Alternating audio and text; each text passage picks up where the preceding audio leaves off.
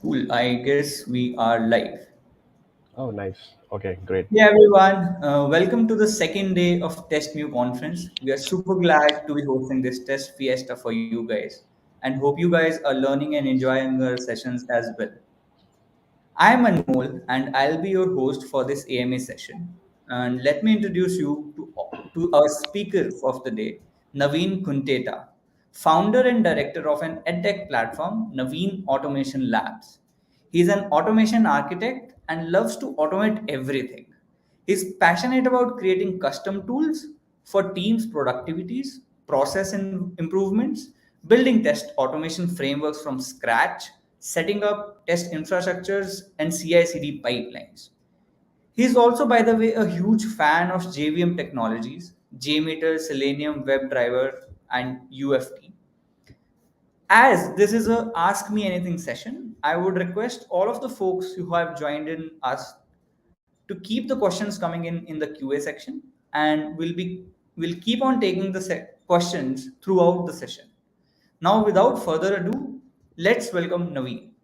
So, Naveen, over to you.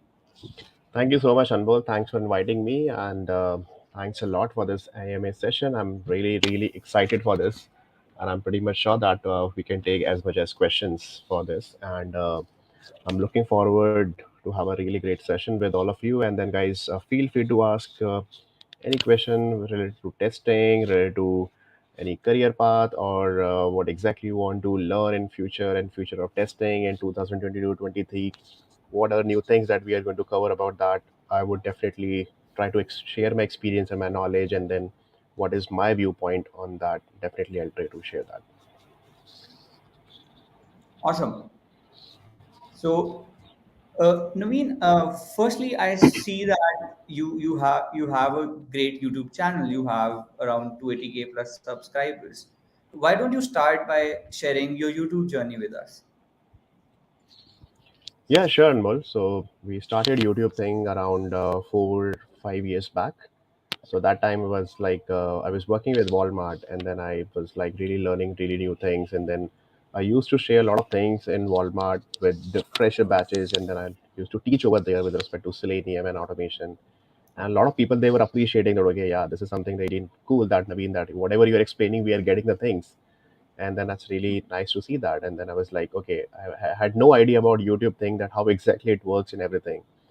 And that Mhm. time I tried to explore a couple of platforms that, okay, yeah, let's start some tutorials, let's start giving some knowledge to the people, and then okay, let's share something with the community. And then that time I was also like very new to these platforms. I just created a couple of videos in Java, and just share it on my YouTube thing, and then I just forget for next 2 3 months because I was not getting good views and Yeah. good engagement also. I thought, okay, no, this is not my cup of tea, it takes a lot of efforts and everything. But yeah, after suddenly 2 3 months, it started gaining, and then it started getting comments and everything, and then people were asking the questions. That was like motivation factor. People were getting the jobs, people were getting the things, they were able to crack the interviews, so that was like motivation. And I was like, okay, fine, let's start doing something like that, and then keep creating more and more content on it.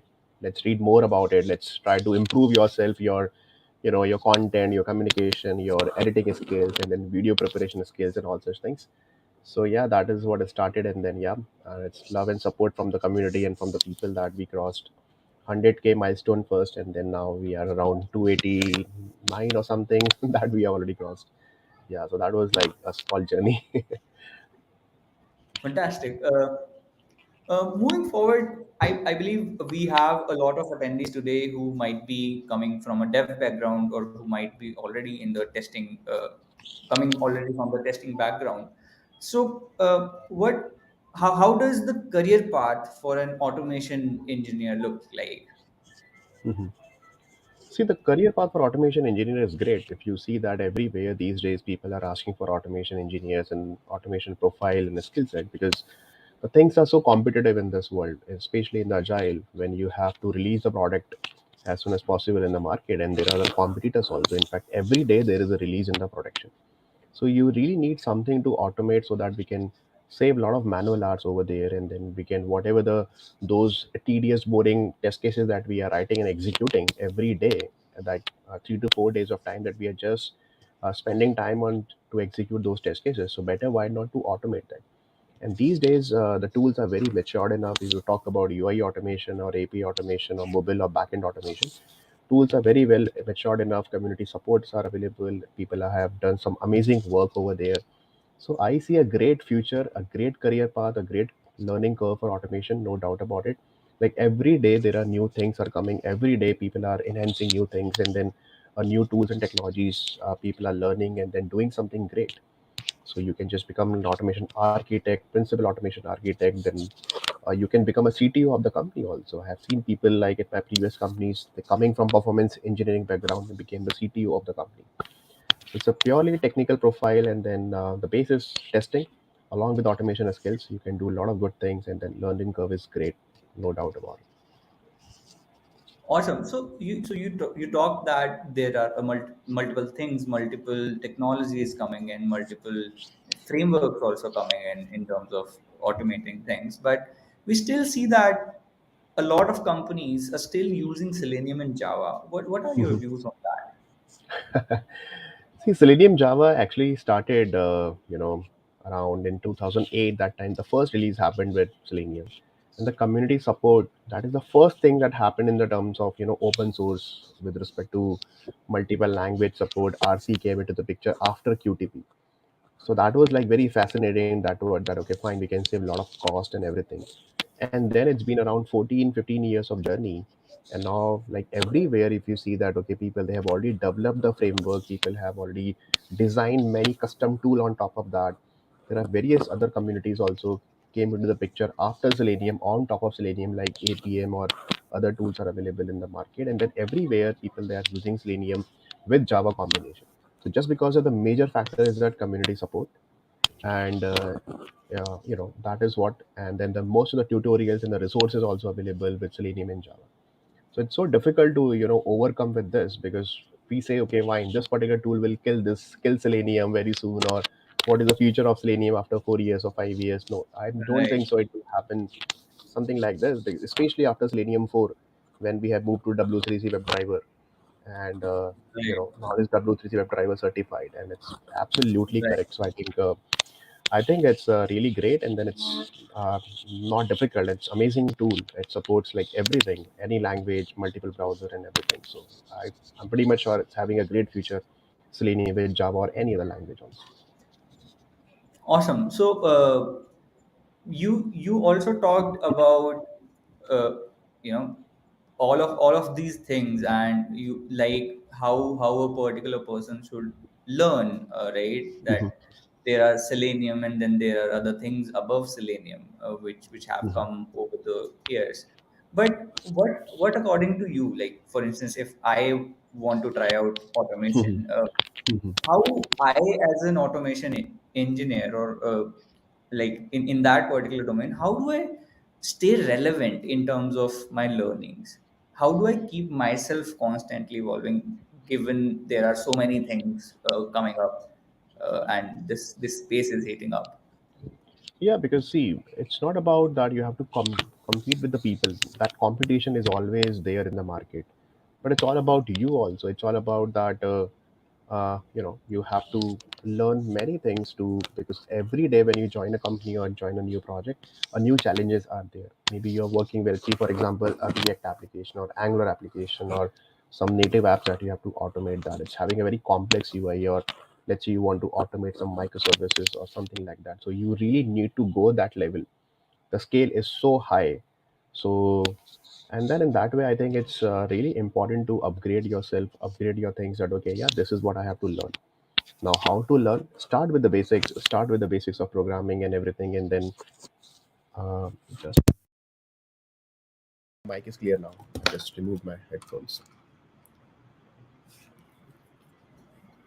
Yeah, no, my mic is clear.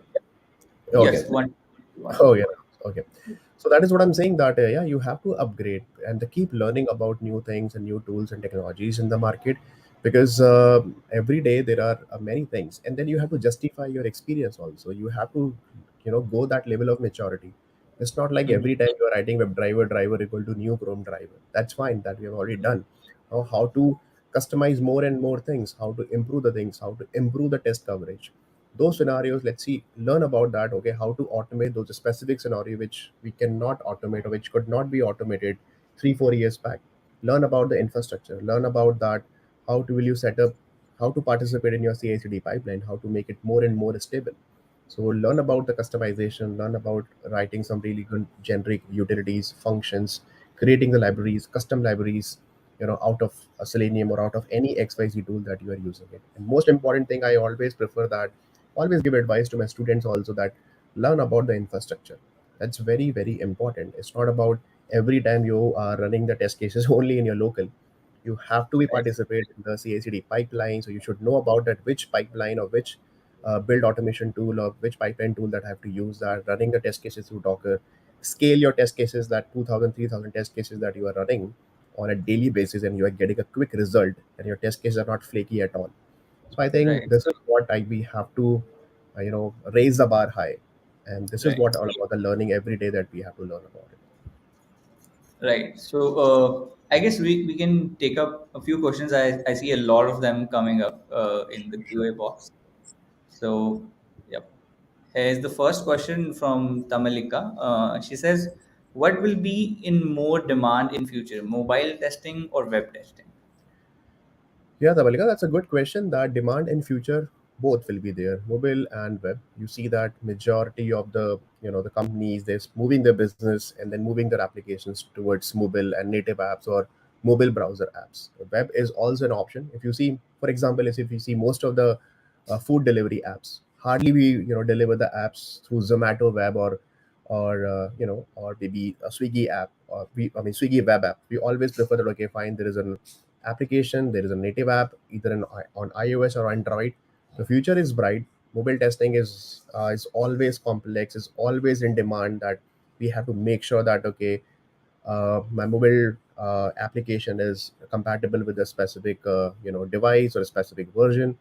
So it's always challenging, no doubt about it. And the future is, in no doubt, people are more getting attracted towards more and more mobile testing scope is getting increased, and then we have to make sure that, okay, yeah, we have to find out a right tool, a right solution, and the right testing approach for mobile, for iOS and Android both together. But web is always there. You cannot move everything to the mobile part, but yes, there are some applications which are compatible with the web application. Cross browser testing and everything will always be there. So I think the demand is no doubt in future is good. Awesome. We got another question. What is future? Okay. What is the future of AI and ML in automation testing? Yeah, this question always comes whenever we take it. That's just thanks, Madhu, this asking this question.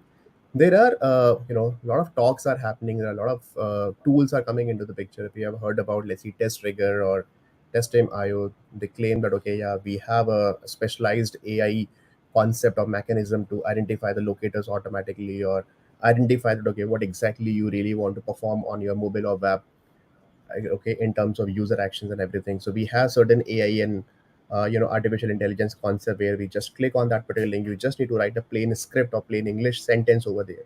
If let's see, for example, for the flaky test, and then today X path is working and tomorrow it's not working, attribute got changed or your DOM structure got changed, so automatically my tool is very smart enough to recognize that particular part. But I think again, it's we have to think about it. It's really matured enough or not? What the different developments are happening in terms of automation testing for AI and ML point of view. On the basis of that, we can provide certain amount of data, because machine learning, the machine will learn on the basis of data, the history Right. data that you have. Machine is very smart, means your tool is very smart enough to identify that, okay, yeah, this is what we are expecting from the end user point of view. So I think the Right. research, the things are still going on, but I think it will take some time. We don't have any very foolproof solution right now available in the market for AI/ML point of view in automation. Right. So I believe there are many things on the AI ML front, but what according to you is, I guess, the main thing that is, when you say that it's gonna take time, why do you think so? Because if you see open source, like if you see the AI toolings which have come from GitHub, where you just write a sentence Yeah. and then it'll just write the whole code snippet for you, right? The GitHub Copilot. If that can be done, what stops? Like, why do you say that?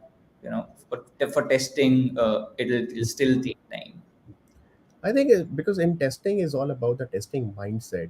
It's not about that we just need to click on a button or fill the form and then something is happening.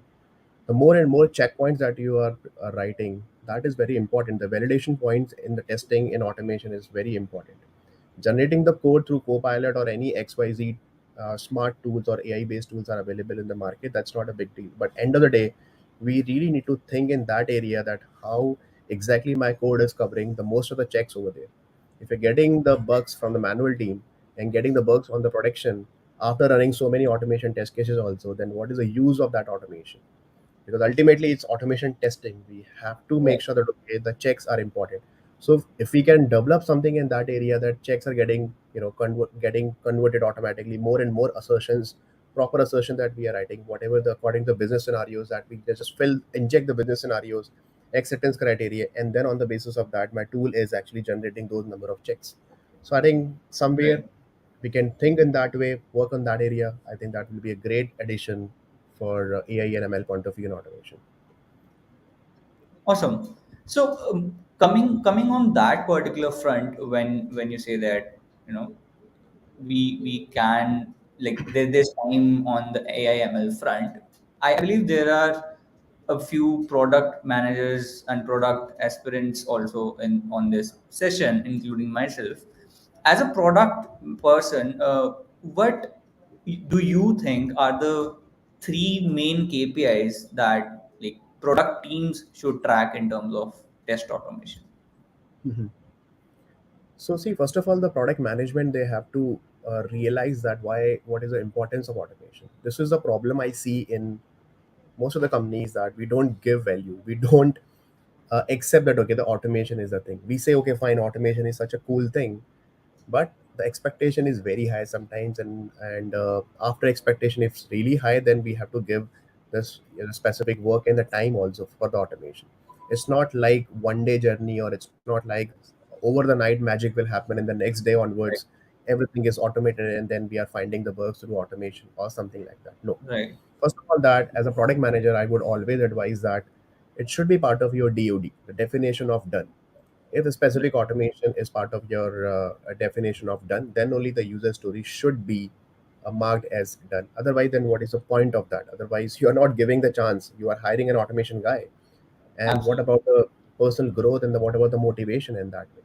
What we just say that okay, no, we have only 2 weeks of a sprint. 10th day we are getting the actual build, and then we are getting only 2-3 days of time to test it, and we are like totally involved in the manual testing and running those acceptance criteria test cases and everything, and we don't get enough time. So I think time and the time is very important. Giving more and more story points for the automation part. Automation should be part of the tech debt also. Sometimes whatever is left, try to automate that and make it more and more stable. So third point, I would say that the maintenance is very important for automation point of view. I think we should give more attention to the maintenance of the framework. I'm totally happy and okay with that. 30-40% I have we have automated, but at least 30-40% is running very smoothly, finding the regression bugs, and then having a really good coverage.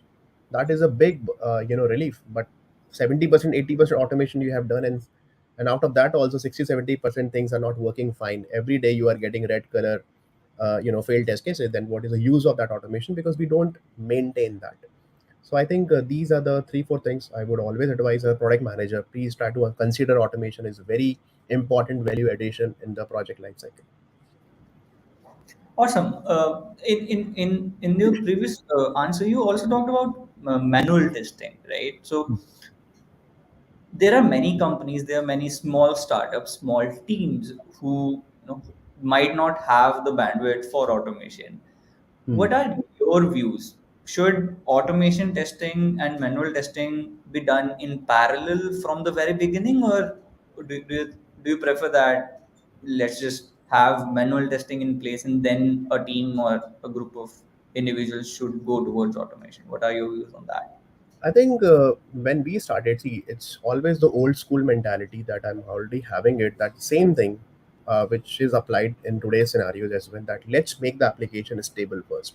Right. Try to learn the domain, try to learn the functionality, the feature of the product. It's not like from the first day itself, I really want to do automation. At least try to understand that what exactly I really want to automate and which tool is the best tool for that automation activity, and then what is the scope of automation for this particular project. Is it really feasible or not? That is, I think, very important, and what exactly the management and the business is asking for that. So first, let's try to make that application stable, and then you try to pitch in with the right tool, with the right scenarios, do some POCs, and then try to convert that into sanity test cases, and then improve your regression test cases together. But we should not defame the manual testing thing. Manual testing is always important. Automation cannot replace manual testing, because 100% automation is not possible at any level, either it is UI or API or at any level. You Right. have to get involved. There are n number of scenarios which really requires a manual intervention and manual testing over there, that we have to manually check it. There are many scenarios that we cannot automate that. So automation is for happy path regression scenarios. Better you concentrate, and rest of things, let we put the manual efforts, and then I think it should go along with that. It's not like first directly jumping into automation, then forget about manual testing. I think first make it stable, get the understanding of the product, and then start with automation in parallel. Okay, so the old school way still continues. Yeah, I think it's old school, same thing, because I think I really believe in that. I really believe in testing. For me, manual automation, it's part of testing only. Both are having testing keyword, either manual testing or automation testing. The mindset is clear that, okay, yeah, we have to improve the quality, but yes, along with that, we have to improve the time also, the efforts also, the manual hours also. So for that, automation is also very much required. Okay. Coming to our next question, we have a question from Manish who says, "What should be the ideal environment to run your automation tests?" Yeah, Manish, that's a really good question, because ideal environment, either dev stage or production, to run your automation test. I think we should have a dedicated environment for that. Dev environment is majorly designed for the dev, for their testing, for their whatever the unit level test cases that they are writing, or any integration that they are doing it, and for their purpose that they are using it. Ideally, I think we should have either QA or the stage environment, that where back to back through the CI/CD or CD server, to the Jenkins server, we are running our test cases on the QA or dedicated automation QA environment that we are having it. So I think that is very much required. On production, generally we don't prefer to one second. Yeah, so on production, generally, we don't prefer to use automation, because just a basic check or basic sanity check that we can do it on production. Because if you're creating back to back dummy data, a lot of test data creation that you're doing it, I think that is not required on production. I would advise one thing, that try to improve your test data management concept also, because that's very much required. Because what exactly we do the mistake here, that on the QA environment, we just test with the basic test data, the kind of test data that we are creating. I say ABC data, for example. I think we should always get the dump from the production, the actual user data. I'm not talking about according to the GDPR. We should take care about the data privacy also and all such things. But the kind of template that user is creating, similar kind of data, I think we should dump into the QA environment, and then use that data through the automation script, and then run it on the specific dedicated testing environment or a stage environment. I think that is the ideal way of doing the testing for automation. Awesome. Next up, we have a question from Rahul, and this is one of the questions that has most number of upvotes. Selenium versus Playwright for UI automation. What's your perspective on both of them? Yeah, thanks, Rahul, for asking this question. I think Selenium versus Playwright, it's a, every day we talk about. I mean, every day. In fact, I'm also preparing some videos on Playwright, and yeah. So a Playwright is no doubt is a smart tool. I personally used it with Java and JavaScript. Also, I've used that, and it's the Playwright. What exactly they did, that whatever the pinpoint that Selenium was having, and the Cypress is having, actually they actually sorted out those things, and then just giving out of box a concept over there. So I think it's a great tool. having a back support of Microsoft, no doubt about it, and they have some really good developments are happening, and then every 15-20 days they are releasing new releases also in the market. So I think this is really great tool, but replacing Selenium for UI automation point of view, I think it will still take some time, because you like tell any scenario which we cannot do with Selenium. I'm not talking about those out of box scenarios which are like totally out of a scope for automation, but Selenium is there for see, Selenium is so raw library, and try to Right. understand the concept. The perspective of Selenium is that we claim that okay, no, Selenium does not have auto wait functionality. Selenium says that okay, we have implicitly wait, we have explicitly wait, we have the weights are available in the form of fluent weight. You design your own custom weight, right? We Right. give the raw library to you, the custom functions, and then on top of that, you create your own tool and customization for that. So that is a freedom that we have in Selenium. So that is the beauty of Selenium if you consider that. But yes, Right. Playwright is no doubt. And again, after so many, I mean, I would say days or years, there is a tool in the market which supports multiple language, because Right. that is the problem with the Cypress, that okay, no, we don't have a specific language like Java or C Sharp or any other language or Python. But yeah, now the after Selenium, Playwright is, I mean, in the picture, that where we have multiple language support and browser support as well. Awesome. So I guess we have a lot of people who are excited to be a part and enter the QA and test automation as their career path, right? So what advice do you have for someone who is just starting with this particular domain? Yeah, see, the SDET is, don't consider is a very fancy term or something. It's a very responsible job, I would say, because see, software development engineer in test. So first of all, that the testing is mandatory thing here. That is a problem that we see in the new generation of SDET. That okay, no, I don't want to do any testing. I don't want to write the test cases. I don't want to learn about the product. I don't want to learn about the domain or the manual testing. I don't want to do that. See, guys, that's very, very important to do that as well, because automation, you have to do it. You have to showcase your knowledge about tools and technologies. But on top of that, you really need to find out that what really needs to be automated. What are different things that really need to automate that? And if you don't understand the business and the product well, then I think that you will always struggle with respect to automation as well. This is just like otherwise I can hire any other outsource also, or I can outsource my automation work to anyone in that way. So that is what very much required for the first thing, for automation point of view, for SDET point of view. Second thing is that please try to concentrate on improving your test automation coverage, because that's very much required. It's not about just for the sake of you're doing automation. Make sure that okay, you are running the test cases and maintaining the test cases in a longer term. You're creating a generic framework, generic development that you're doing, and running the test cases on a regular basis, so that a better infrastructure that you can create for your automation test cases. Because infrastructure is also very important. Leverage your containers, leverage your cloud technologies, AWS and everything, and then try to improve that. It's not about only simple writing the thing somewhere and then launching the browser and then running the test cases here and there. That won't help in the longer term. So I think focus more and more on the common automation framework part, improve your COE part, test automation, center of excellency, try to use your infrastructure properly, and then better coverage, you try to do that and write a better code for automation. I think, and then the testing is the base is always there. If your automation is not able to find those checkpoints, the problems, then what is the use of that automation if you're not getting Mhm. the confidence after automation? Right. And let's say if someone decides to move into uh, the particular field, how should they prepare? Mhm. Sorry, I didn't get your question. Like what? So if I want to move into estate roles, how should I Okay. prepare? Are there any resources that you would recommend? After 15 years, you mean to say? Not like who's just wanting to move into the estate role. Okay, move into SDET. Okay.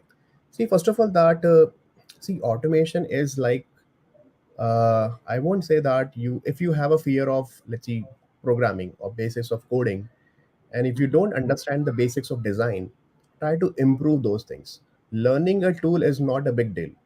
A tool, every tool, if you see, the concept will remain same. How exactly I learned Selenium and got the expertise in Selenium? Because of my UFT experience or QTB experience that time. Because if you see the fundamentals of the UI automation or any XYZ automation tool, the fundamentals are remain same. You have to find the right locators, right clicks and keys or synchronizations and all such things that you have to find out.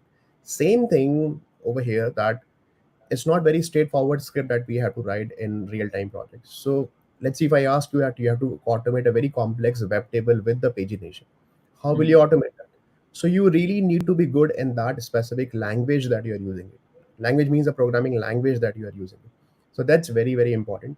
So improve your basics of programming, basics of object-oriented programming that you are using it, because here you have to design a framework, and framework is not like 10,000 lines of code you're writing in only one script or in only in one file. You have to use the proper concept of object oriented programming, proper cohesion, proper inheritance, everything that you have to use that. So I think the programming is very important, and learn about the automation tool, and then try to learn about more and more complex scenarios, that how to automate more complex UI or more complex specific out of box scenarios, which are like very common these days in the UI automation, for example, let's see, with Selenium or something like that. So I think that should be the right way. There are many resources. These are like full of YouTube channels are there in the market. Back to back, play series are available on these channels. Udemy courses, trainings are available, certifications are available. I think you can just go with that. Contact me anytime if you guys need any help with respect to right, learning with the right things.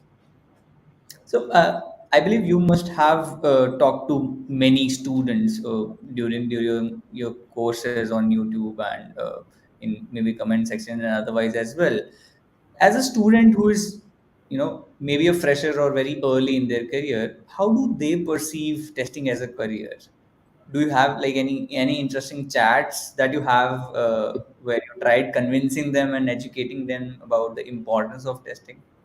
Every day, Anmol, every day I'm getting messages, and then people ask this question that I'm not happy with testing. What is the future of testing? Is a low profile job or something like that? And then and then it's obviously our responsibility to motivate them. We have to give them the clear picture that, see, in this testing, that this is what we guys are doing it, and this is what, if you see that from last 4 or 5 years, especially from last 5 years after coming the test automation coming into the picture, the more and more jobs are getting produced for automation, for SDET, and then performance engineering, and the security testing and non-functional testing also.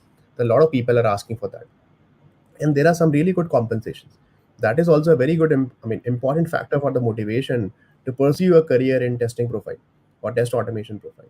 So if you really love coding, if you really want to design the things, there are many things that you can do. You can contribute for the framework, you can be a contributor for any open source community, like a lot of people, Manoj and these people, they are doing it, and then committer for the Selenium and then APM and all such things. You can contribute for that level also. You can work as a consultant also. You can, as a test automation expert also, you can do that. And then it's a very great career curve. You start with SDET 1, SDET 2, SDET 3, staff engineer, principal engineer, automation architect, senior automation architect, and you can become, as I told, the VP and the CTO of the company also, in for the technology point of view. But you have to make sure that, okay, learning is the important key here. Keep learning the new stuff, new things. Try to do more and more POCs. You never know that which tool that you are going to use that. And then every tool will give you a separate mindset and separate perspective to learn about the specific thing. So I think it's a great career path. A lot of resources are available. Learn that, and then I think it's fun, and it's a really amazing profile for automation, I'm telling you. Yeah, talking more about the videos that you have, I see there's a lot of vastness to those videos. Those are across multiple tech stacks, frameworks. So I would want to know that how do you context switch amongst those different frameworks? What's your secret sauce? So I think maybe the experience, I would say, and because, see, when you have the responsibilities, first of all, that's a profile that I have now. I see myself as a content creator on YouTube or other education platform.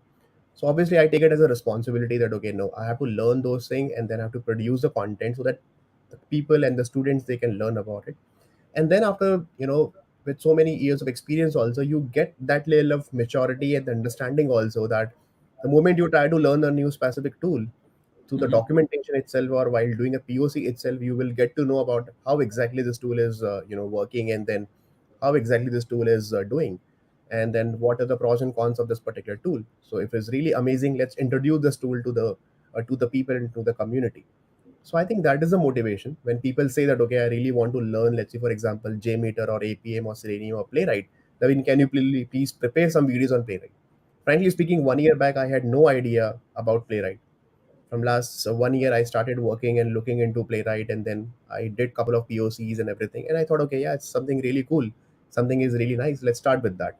So this is how we learn, and this is how you know people motivate us through the comments or through the reviews and everything, and then on the basis of that we prepare the content. And I think it comes along with your level of, I mean, experience also, and that level of maturity and understanding you will get along with experience as well. Right. Also, let's talk about a bit about codeless and low code automation. I see a lot of tools, a lot of things coming up in the low code, no code section for automation. What are your views on those items? Yeah, so there are a lot of heat is going on with codeless automation or low code automation or something like that. There are no, I mean, tools are available. I think it's a good concept. I would say it's not a bad thing that, okay, no, the codeless automation is just a marketing gimmick or something like that. Maybe some with some tools it could be, but I think because when they present the tool, maybe that time, in PPT every tool looks super cool, but when you actually work with that particular tool, then you will get to know, yeah, this is what I'm looking for, and it's very expensive, and the budget all also, those things we have to consider about that. But I think, low code tool, if you have a budget, if you don't have a skill set with your team, if you don't have resources and you don't have a budget to allocate to those resources, that I have to hire a team, and then I have to set up a dedicated automation end-to-end team, or I have to set up the COE team for automation, and then we have to contribute, or as a tech team that we have to go in the industry. If you don't have that thing, I think you can go with the low code tool or codeless automation tool, especially designed for manual tester or function testers. They can also contribute, and then get a relief about that. And I personally did some POC. Let's see, for example, Test Rigger is there in the market, and then there are other tools also there, which are having something really interesting stuff if you see them. But yeah, I see that for our product managers, anyone can contribute that. They can also write the plain script over there, and then start writing a plain English a sentence, and then the tool will take care of it internally and automatically. Cool. What are your thoughts on about in sprint automation? Like, have you come across testers who succeed in automating in the same sprint, or any other challenging scenarios that you would want to share? Yeah, it is doable. I'm not saying it's a bad idea or something like this. In sprint automation, first of all, let's see, 2 weeks of sprint that you're having it. And in that sprint, first of all, it should be part of your definition of done, as I mentioned earlier, that Mhm. you have to give the leverage to the automation task also. You have to give the story point, considering that, yeah, automation is also the part of that task.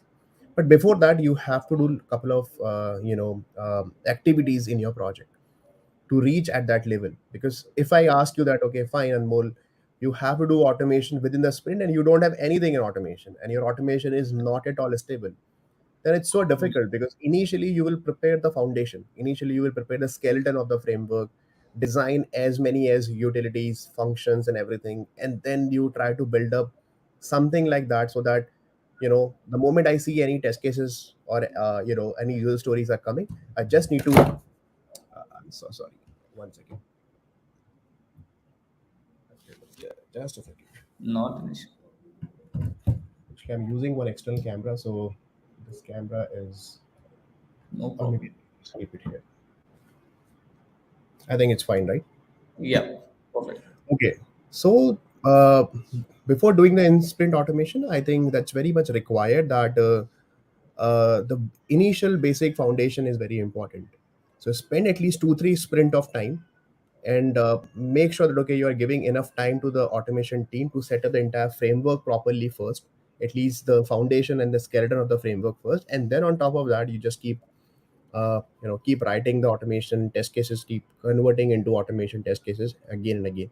But make sure that okay, you have a good understanding of the product, the features, acceptance criteria, and the framework is already in place. It's not like that okay, that I'm spending most of the time only in designing the framework, then who will take care about the rest of the stories, and then who will take care about the releases in the production also, and then it will be a failure scenario. So generally we prefer n+1 cycle or n+2 cycle. Generally we Right. prefer that. Okay. And when we talk about automation, we have a question from Abhinash. He says, when do you feel automation of an application is sufficient enough? How do you know that?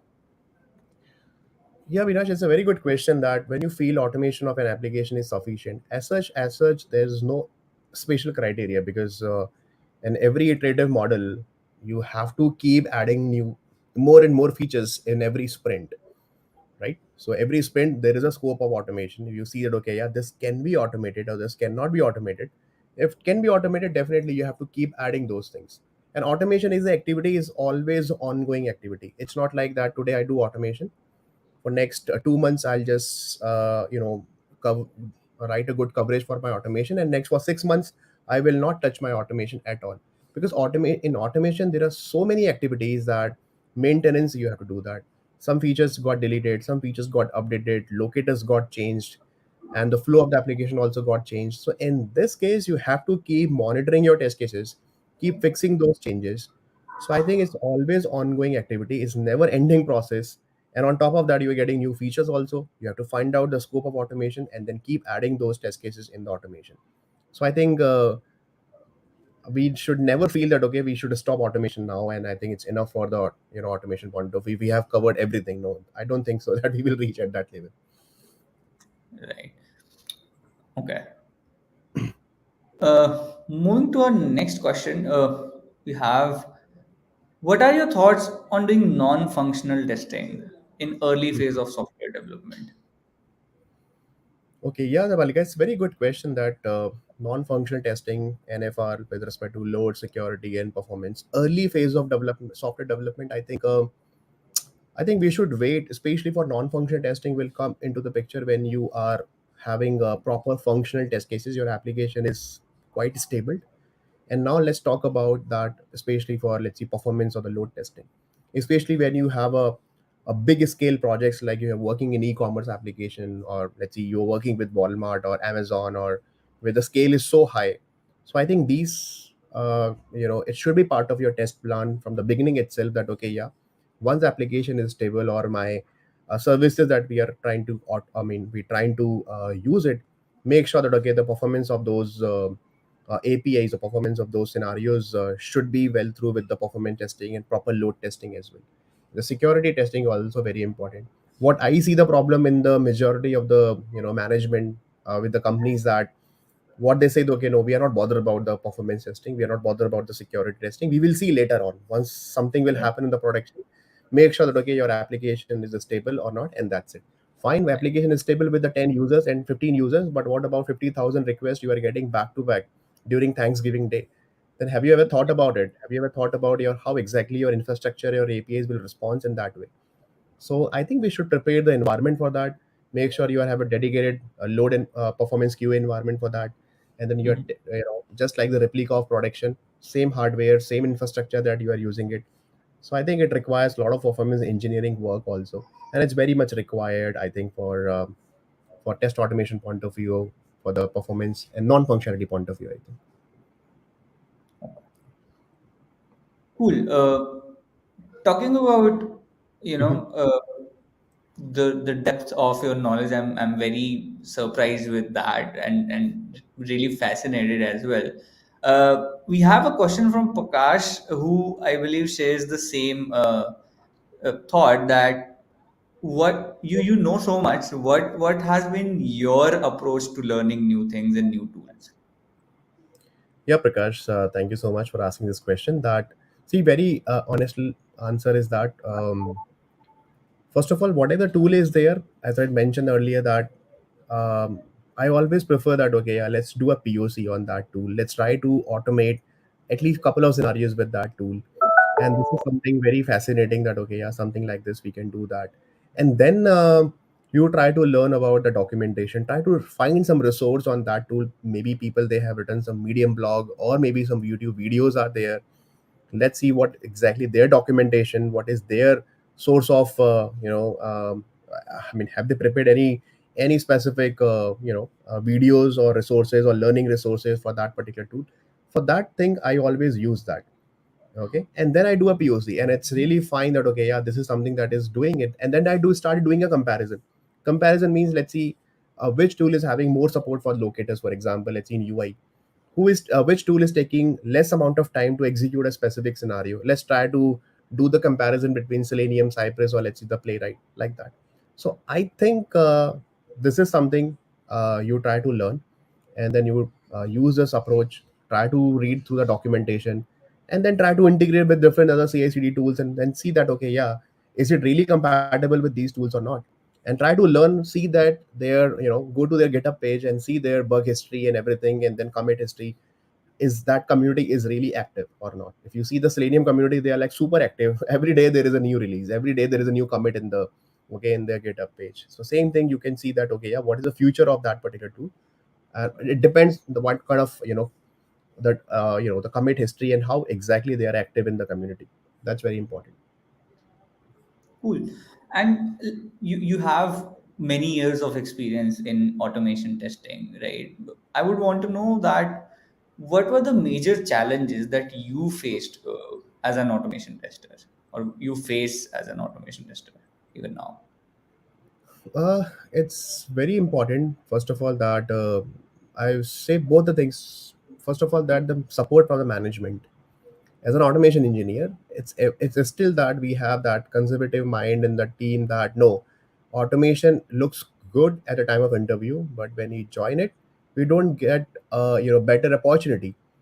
Or maybe opportunity is there, but we are not getting enough time for that. So it takes time to build the new things, it takes time to build a new framework from the scratch, and then make it stable. So you, first of all, that I would advise to the management and the product owners, that try to understand the philosophy of automation is that we have to write the things, we have to make sure that things are stable from our side. It's not overnight journey. So that is the main challenge generally I used to face, that it doesn't matter where exactly you're working, in big company or startup or a small or service based company or product based company. It's everywhere that you have to convince as an automation engineer that okay, yes, this is what people are doing in the market, and I think we should start doing it. Give me some time, or let's allocate some resource and budget and everything for the automation point of view also, so that we can spend time, and we can produce a really good amount of work for automation, and then we can leverage our automation. That's important thing. Second thing is that the problem with the automation engineer is that if you are an automation manager, you're handling a team or dealing with the team, then people, they don't especially with automation engineer, they have this problem maybe. Or maybe I would say that I don't want to do manual testing, I don't want to learn about the domain and the product. So handling a team with full of automation engineers is also a task for me. So I think at this point of time, I would say that yes, we should change the mindset. Automation is about improving the quality of the product in terms of doing a good coverage. Whatever you are doing manual, through the manual testing, save some time and spend productive work on the manual testing, so that you are getting enough time to test the application and give the best product to the customer on the production. Awesome. I see there are multiple certifications which are coming up for DevOps, for multiple things. So Mukta asks here that what certification should one aspire for an experienced professional point of view for self learning and upgrading? Okay, yeah, Mukta, thanks for asking this question. That certification, first of all, that is not the foolproof thing that you are expert in that particular thing, right? Let's see, for example, if I say that okay, I'll give you certification on Selenium, and they don't endorse Selenium certification. It's open source, and they don't endorse for that. And then I cannot say that okay, just because of the certification that you have in your pocket, you are expert in that thing. So instead of certification, I would say that showcase your work, show me your blogs that you have written, show me your any commits that you have done recently, show me the maybe some videos, or maybe your show me your GitHub repositories. so that I can go and then I can have a look that what exactly you are doing, what kind of things that you have done and designed. So I think that is the more weightage as compared to the a typical certification that you are going with that. I'm not saying certifications are good or bad, but I think your knowledge and the skills are more important than the certification. But there are some certification, for example, let's see, if I really want to see your expertise in terms of cloud, or let's say on AWS. So I really want to see that, okay, yeah, like, are you really AWS certified or something like that? So that is very specific certification. Maybe you can have it in your profile. That will definitely having the extra advantage for that. But for example, a typical testing certification, see, I'm myself also ISTQB certified and SCJP certified, 10 years back, but I never shown those certifications in my profile and nobody asked that also. Yeah. Okay, cool. We have another interesting question from Tamilika. She says, Naveen sir, have you ever walked up in the middle of night and started debugging a failed test case? So many times, Amalika, that is what exactly, suddenly the solution is coming. And then when you are so much into that work, right, you're writing something and then that particular logic is not working, or maybe you're not able to find a specific solution at that time. So you always think about that. And then suddenly wake up in the morning, 2 o'clock, or or 3 o'clock, you suddenly see that, okay, no, yeah, this is something we can do that. I immediately open my laptop and then start doing it. It happens. It's quite relatable, I'm telling you. It happens, and it's a good thing that you are happy. And when you solve that problem, and that is the kind of achievement feeling that you feel that, okay, yeah, this is what I have done, and then now it's perfectly fine. And then next day I prepare the video on that. Cool.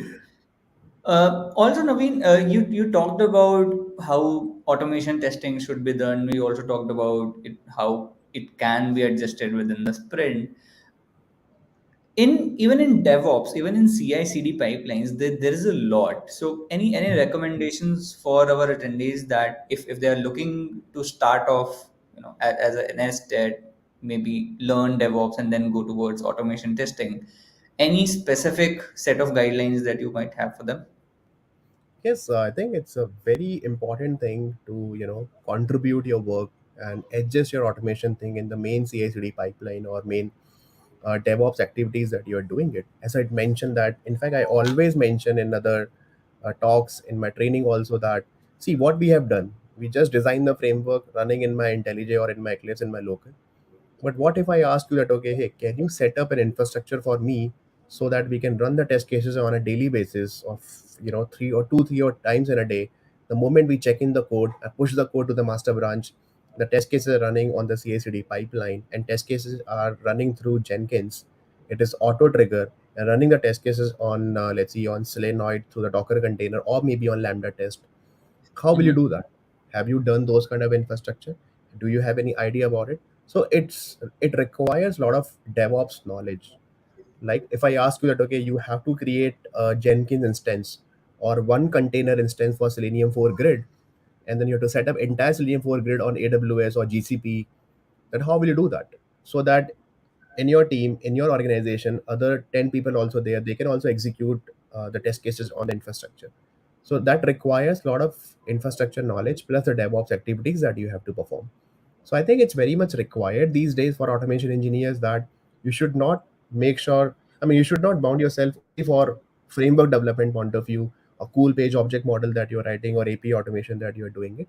I think set up the test environment. So I always said, okay, yeah, I'm the SDET and I set up my own test environment or my own infrastructure. I'm capable enough of doing it. So that plays very important. I think every automation engineer or SDET engineer, they should have at least some basic knowledge about the DevOps stuff or infrastructure stuff. That's very, very much required. Okay. Uh, how can when we talk about, I'll want to go deeper onto that. When we say that uh, we are going into DevOps, and there is, like, you know the like multiple levels of knowledge one would need, uh, within DevOps. There also comes a stage of security testing Hmm. in terms of automation. What are your thoughts on that front? Yeah, security testing is again, I would say non-functional testing, and then it requires a different mindset. You have to think about that. Any phishing activities are happening on your APIs or in your backend or on your front end, and then how can you prevent those things, right? Because these days the kind of frauds are happening, especially let's see your some problem with your payment gateways, some leakages are there, or data security of your users or the customer data security. I think those things are very much required, and it's a very specialized domain that Mhm. requires some extra efforts for that. And it's a different mindset also, that how exactly you think in that way. So I think along with the security testing, the security mindset also is very important these days. And then learning the right tool, the right technology, that how to, there are certain tools are available in the market which help you to design the proper security test infrastructure and testing and the test cases and everything. So I think it's a very important thing to implement the security testing if you are in the public domain where application is being used by thousands of customers, and then a lot of transactions are happening, and a lot of confidential data and a lot of payment activities are happening over there, and payment gateways are integrated and all such things. I think it's very much required to do and perform the security testing. Cool. And I believe that we have a very genuine question over here when Prakash asks Mhm. that how do we introduce any new testing strategy in any legacy projects? Because in testing there are very advanced frameworks that are coming up now, but and I believe many of us would have faced this problem to introduce those new things in legacy projects. What are your recommendations on that? Yeah, I think it's a very good question, Prakash. And it's like when you join some, let's see, especially with the old product based companies. So I'll give you an example. When I was with working with Walmart, so Walmart that time around 5 6 years back, they were like still growing in the market. They were still adopting a lot of new technologies and everything. So they were like having a very old legacy system in Oracle with the entire data, and the old school applications were there. They were like design something in Delphi and PHP and all such thing, and they really want to migrate everything to the microservices architecture. And then they were using internally the MongoDB, Cassandra, and a lot of APIs that they were using. And it's what like data migration was very very important over there. So I think it's very important to know about those things, that first of all the migration is happening correctly or not, a bi-directional sync is happening also correct or not. And then Mhm. is forget about automation initially. Maybe once the migration is done to the from old legacy system to the new legacy system, you Okay. can perform some testing. First of all, that I would just conclude one thing here, that whatever the things were happening in the old legacy system in terms of functionality and everything, you should not compromise the functionality.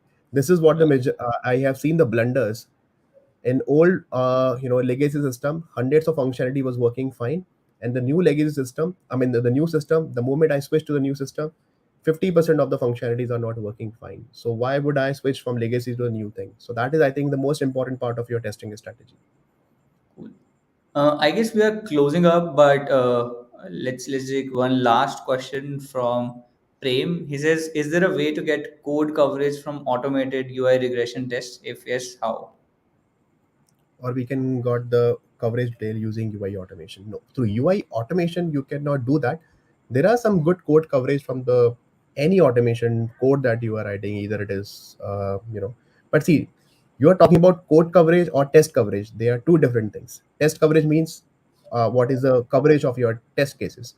Code coverage means if you have written some, let's see, for example, some utilities or some frameworks that you have designed, and there are Excel utilities, CSV, JSON utilities, or handling the elements and all such things that you have used that. And I really want to get the code coverage for that. You can easily integrate with SonarQube.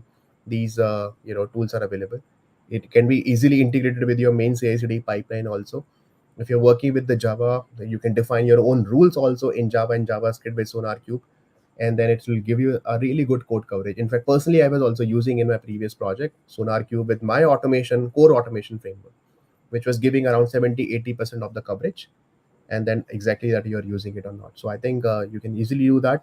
But test coverage is a different thing. Test coverage is difficult to find out because test coverage is all about by using your utilities, how many test cases that I have written, right? How many tests that I have covered in term with the mapping of your manual test cases or function test cases also.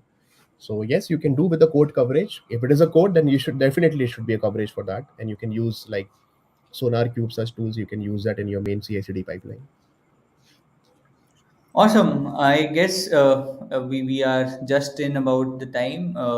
Mm. It was so insightful session with you, Naveen, today. I myself learned a lot. I'm sure that would have been the experience with our attendees as well.